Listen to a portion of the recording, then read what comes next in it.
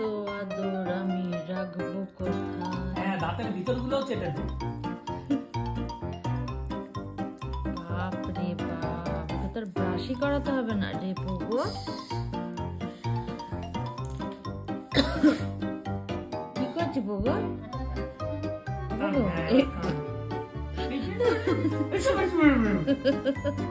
হ্যাঁ বগো, কি হয় ও তোর?